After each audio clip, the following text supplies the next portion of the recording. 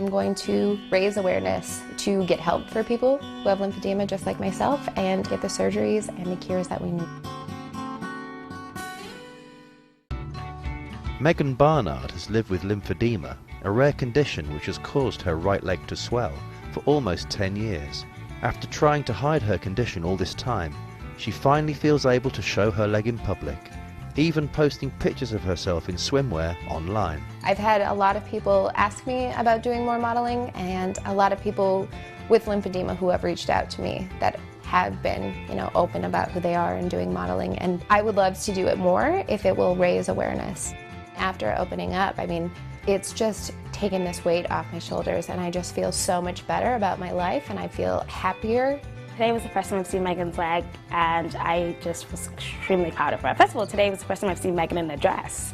She's becoming a young, strong role model for other girls that are probably in the same situation she's in, and she's becoming more comfortable in who she is. But getting to this point has been a long and painful process. Megan first noticed signs of lymphedema when she was 15, although she didn't know what the condition was at the time. I saw multiple doctors to get different opinions. They had said that it may have happened during puberty and my lymph nodes didn't grow, or I could have injured it in some way, and this is a side effect of that injury. They haven't been able to determine exactly what it was that caused it.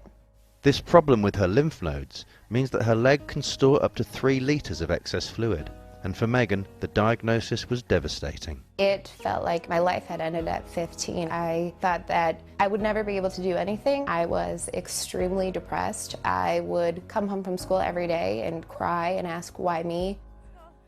I had walked into the school and I was wearing my large foam and ace bandages. There was a student that had yelled from across the hall, I didn't know the Michelin Man went to school here. Everyone was laughing at me. If it wasn't for the bullying, I would not have gone about hiding it the way that I had. We were absolutely not allowed to talk about it, ever. And even if she would bring it up and you would try to go a little bit, just dig a little bit, she wasn't having it. She was the only one who could really talk about it. It was so hard for me to say the 3 words, I have lymphedema. I just couldn't do that. I only felt normal when I felt like lymphedema wasn't a part of my life. By the time Megan reached college, things weren't getting any easier, and 4 years ago she reached her lowest point. I would have rather not been alive than have lymphedema. I was crying nonstop every day, all day, and I had wrote a suicide letter to my dad and had him meet me in the parking lot and told him I was done and I was just going to end it at that point. As her older sister, knowing she was that upset for so long, it's devastating to me. I absolutely wish she would have talked to me about it. I could and I would do anything to help her. If there was one thing I regret about the whole thing, it's keeping it a secret. I definitely have become myself by opening up about what I'm going through. Megan also opened up to her boyfriend and told him about her condition 6 months after they'd started dating. I never noticed it because she kept it very hidden. She was very careful. A lot of closed doors, lights off, that kind of thing. If Robbie and I were sitting next to each other on the couch watching a movie together, there would be a pillow or a thick blanket between the two of us, so there was extra padding so you couldn't feel that my leg was hard. I was very happy when she told me about the condition. It wasn't really anything she was ever open with anyone other than her family. For her to tell me was very trusting. I wasn't about to let you. As well as wearing compression bandages, Megan has to use a pneumatic compression pump for over an hour every day.